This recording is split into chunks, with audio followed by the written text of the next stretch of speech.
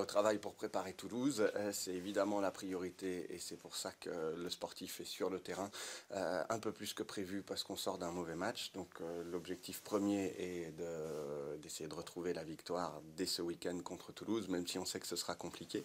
Et cela étant, même si on a pas mal de boulot, on continue sur le très court terme, on continue à préparer l'avenir. C'est pour ça que je suis heureux de vous annoncer aujourd'hui la resignature de notre staff tout d'abord, puisque en plus de Pierre Mignoni dont on avait parlé il y a quelques semaines, Sébastien Bruno, Karim Ghezal et Kendrick Lin seront avec nous pour les 3 saisons à venir. C'est l'encadrement, c'est ce qui est presque le plus important pour vous C'est les fondations, effectivement, on essaye de construire les choses dans l'ordre, donc de commencer par les fondations. Donc on a un manager sportif qui est Pierre, dont on avait parlé il y a quelques semaines, et puis on a la chance de pouvoir travailler dans la continuité et comme ça se passe bien avec Seb, Karim et Kenny, l'idée c'est de continuer avec cette stabilité pour essayer de continuer à grandir ensemble et de progresser tous en équipe. C'est très rare dans le sport professionnel de haut niveau des contrats aussi longs. C'est une vraie volonté de s'inscrire sur la durée? C'est une vraie volonté de construire, oui, de franchir les étapes une par une, le plus vite possible, mais sans en brûler aucune. Et pour ça, on se rend compte qu'il faut donner du temps. On essaye de faire ça à la lyonnaise, donc ça veut dire on essaye avec patience et pertinence, en essayant d'aller le plus vite possible, mais encore une fois de construire ça dans la durée, dans la stabilité, et dans la mesure où ça se passe bien, je ne vois pas de raison de changer. C'était une demande de Pierre de conserver son staff aussi quand vous l'avez prolongé lui? Oui, ça fait partie des discussions globales. Donc on a essayé de faire les choses dans l'ordre en commençant par le haut de la pyramide sportive, donc par Pierre avec qui on s'est réengagé aussi. Et pareil, oui, on est heureux l'un comme l'autre de cette stabilité, de cette équipe. Et du coup, ça nous a confortés dans les choix qu'on a faits il y a 3 ans avec Seb, il y a 2 ans avec Kenny et Karim, et dans cette volonté d'avancer tous ensemble. Ça envoie vraiment de la confiance, parce que Pierre, ça fait un petit moment qu'il a prolongé. Est-ce que tu sens justement que ça... Ouais, ça donne le temps à chacun d'aller au bout de ses idées, de continuer. On se voit progresser aussi parce que je pense qu'avec ce staff-là, on a franchi des paliers en remontant au top 14, en se maintenant. Maintenant, l'idée, c'est d'essayer de pérenniser le club au plus haut niveau et puis évidemment de continuer à progresser et à franchir des étapes. Donc on a confiance dans cette équipe et on espère qu'on va pouvoir continuer sereinement, même si on sait que la route est encore longue et difficile. Comment vous jugez ce début de saison, Yann, qui a été excellent, vous étiez premier, maintenant que vous êtes face au gros, c'est un peu plus compliqué? C'est compliqué forcément, enfin tout a été compliqué parce que on a peut-être eu un calendrier qu'on a bien su exploiter en tout cas en ce début de saison. Après je dirais qu'il y a 2 accros récents. La Rochelle, les conditions étaient un peu particulières, enfin il pleuvait pour tout le monde, hein, bien sûr pour eux autant que pour nous, mais c'est vrai que dans ces conditions c'est compliqué pour tout le monde encore une fois, mais ça se joue un peu sur un coup de dé, ça a basculé chez eux, donc bravo à eux, mais c'est vrai que ça faisait pas partie du plan de marche parce que l'idée c'est de rester, enfin de gagner chez nous et au Matmut Stadium de Gerland, on n'a pas envie de perdre et on déteste ça évidemment. Après Clermont, c'est vrai qu'on dit toujours qu'il manquait du monde à Clermont, moi j'en ai vu 23 qui étaient sur le terrain, qui étaient bien, ça montre que c'est un grand club, que c'est une grande équipe et ça nous montre aussi le chemin qui nous reste à parcourir pour se mettre au niveau de ces très grosses équipes. On a vu Pierre tout à l'heure, un peu la mâchoire serrée encore, il n'a pas vraiment digéré. Qu'est-ce qui se passe là dans cette partie où les cols sont un petit peu plus hauts que la première partie de champ? Ouais, voilà, on disait souvent qu'on avait fait si on était le Tour de France, on avait fait une bonne première semaine, mais la haute montagne arrive. On a vu que le galibier que peut représenter Clermont était très compliqué, on a pris du temps.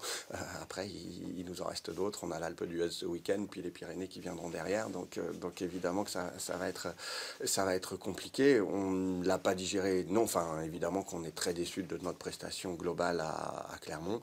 On n'a pas été bon, en tout cas sur une grosse heure, on a fait 20 bonnes minutes, mais ce qui compte c'est d'être constant pendant 80 minutes. On n'a pas su le faire à Clermont, j'espère qu'on saura le faire contre Toulouse, sachant que derrière ça reste compliqué. Et même si on parle des gros, faut pas croire qu'il y a eu des matchs faciles jusque-là ou qu'il y en aura encore après, parce qu'on voit la densité de ce top 14. Donc on sait que chaque match, il faudra être à 100%, voire un peu plus pour pouvoir les emporter. Vous disiez, vous restez sur 2 défaites, là vous allez jouer à domicile contre a priori un concurrent pour les places, pour les phases finales, c'est quand même un match vraiment particulièrement important, celui de dimanche? Il est important, ouais, évidemment, parce que il est important pour tout le monde, pour Toulouse autant que pour nous. Déjà, on est heureux que vous parliez de concurrents. C'est déjà bien d'être un concurrent du Stade Toulousain, parce qu'il y a 3 ans, c'est vrai qu'on ne jouait pas dans la même cour. Donc, charge à nous de montrer qu'on peut se mettre au niveau de ces très grosses équipes qu'on n'a pas su le faire à Clermont, mais que sont Toulouse. Et puis après, on verra ce qui se passera à Toulon, puis à Montpellier. Mais commençons par le Stade Toulousain, qui est déjà un très gros morceau. À quoi tu attribues le fait de cette baisse un petit peu de régime? C'est peut-être le groupe qui s'est, entre guillemets, peut-être endormi après la première. Alors on essaye de lutter contre ça, mais c'est vrai qu'on a un peu encensé notre équipe, notre club depuis ce début de saison. Si on a eu des bons résultats, c'est qu'on les mérite et bravo à ceux qui sont allés les chercher sur le terrain. Après, j'ai peur qu'on finisse par le croire quand on nous dit qu'on est bon, qu'on est beau. Non, on est encore un club qui est en construction, qui a encore beaucoup de boulot. Donc il faut évidemment lutter contre tout relâchement. On fait confiance au staff et à l'environnement du club d'une manière générale parce qu'on n'a pas envie de se prendre pour d'autres. On sait où on en est. C'est bien d'être deuxième à cette époque de l'année, mais la route est encore très longue et difficile, donc on ne se prend pas pour d'autres et on la ferme et on travaille. C'est ce qu'on a fait depuis Clermont, parce qu'évidemment qu'on ne peut pas être satisfait de ce qu'on a fait et on aspire à mieux dès ce week-end si possible. Donc voilà, luttons pour rester nous-mêmes, pour rester le Loup Rugby, ce club qui a envie d'avancer, ces gens qui travaillent au quotidien et qui donneront tout pour le prochain match et des dimanches. Les blessures aussi. Les blessures, évidemment. Félix et de Fernand on fait du mal à votre équipe.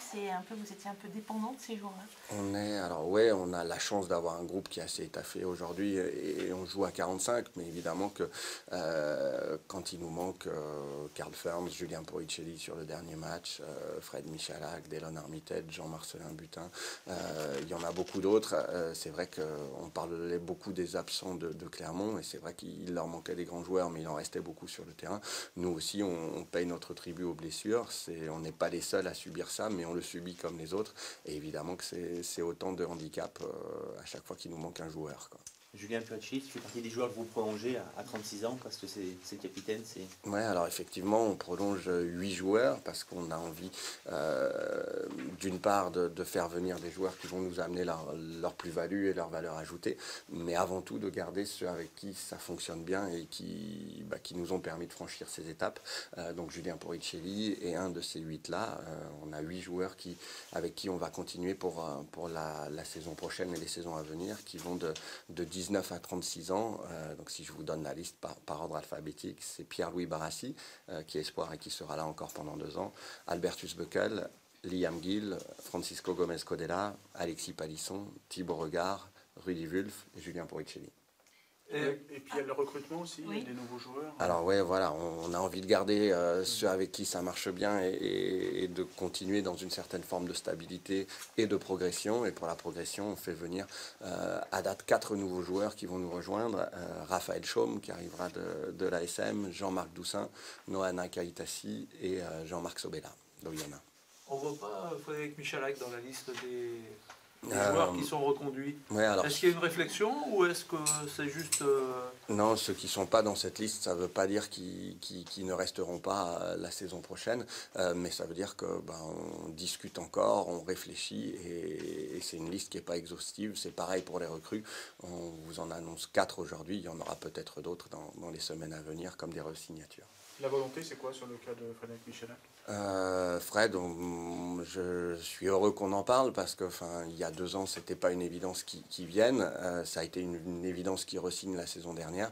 Il est encore performant, il apporte encore au groupe, à la fois quand il est sur le terrain, mais aussi quand il est autour, parce qu'il compte évidemment dans la vie de groupe. Donc on va se revoir dans les semaines à venir et on n'exclut rien. On s'est dit qu'on aurait sans doute une position, lui comme nous, d'ici la fin de l'année. Des clubs vont chercher des joueurs dans d'autres hémisphères. Vous allez surtout à Clermont. Et du côté de Clermont, ça tique un peu, nous a-t-on dit. C'est vrai que pourquoi ce choix et comment ça se passe? Est-ce qu'il y a Alors, Fini oui, il y a... avec Clermont, comment faire? Non, il y a pas de choix, il n'y a aucune velléité vis-à-vis de Clermont. J'ai apprécié d'ailleurs que Franck Azema, dans ses interviews, disait qu'il était attaqué, enfin que le Loup Rugby faisait ça dans les règles et ne parlait qu'à des joueurs en fin de contrat. C'est évidemment essentiel et c'est absolument obligatoire avec les règles qui sont passées. On ne peut solliciter que des joueurs en fin de contrat et c'est important de le rappeler. Après, Clermont n'est pas connu pour avoir de mauvais joueurs, donc on voit ce que Raphaël ou Noah ont pu faire à Clermont. C'est évidemment un pas franchi pour le Loup Rugby de faire que des joueurs qui jouent à Clermont, qui sont des tutélaires en puissance là-bas, choisissent le Loup Rugby. Ça veut dire que notre projet intéresse, qu'on avance et avec ça qu'on a encore besoin de grands joueurs pour nous faire avancer. Et on comptera sur Raphaël et Noah, entre autres, pour nous aider à avancer, à franchir encore des étapes. Est-ce que ça veut dire financièrement, parce que je suis juste là-dessus, vous avez franchi un cap aussi pour attirer des joueurs Alors, ouais, il est évident que le fait d'avoir su se maintenir en top 14, de regarder vers l'avant, d'avoir fait un bon début de saison, ça donne de la crédibilité à notre projet, de la viabilité. Le fait d'avoir déménagé au Matmut Stadium de Gerland nous donne plus d'envie de remplir ce stade et à la fois plus de moyens parce qu'on est rentré dans le centre de Lyon, on accueille plus de gens et on espère qu'on les accueille mieux. Donc c'est autant d'éléments qui donnent du corps à ce projet et à cette envie de progression et tant mieux si certains la partagent et nous font confiance pour venir vivre cette aventure avec nous. Ouais, c'est un peu dans la même idée, mais il y a effectivement sur 4 joueurs, 3 internationaux.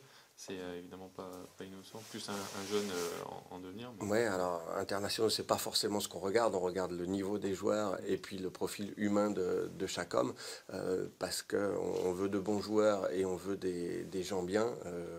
Les deux conditions sont nécessaires, mais elles sont pas suffisantes. Il faut évidemment les deux. C'est le cas des 4 joueurs qui vont nous rejoindre. Donc on espère qu'ils vont pouvoir s'inscrire dans notre projet. Et puis s'ils sont internationaux, tant mieux. Ça veut dire qu'ils sont performants avec leur club et qui méritent de jouer avec l'équipe de France. Donc s'ils peuvent participer et si on peut avoir des internationaux à Lyon, on en sera ravis, même si évidemment on se frottera aux problèmes que connaissent certains pour les doublons. Et vous francisez beaucoup l'effectif, c'est un choix ou un devoir?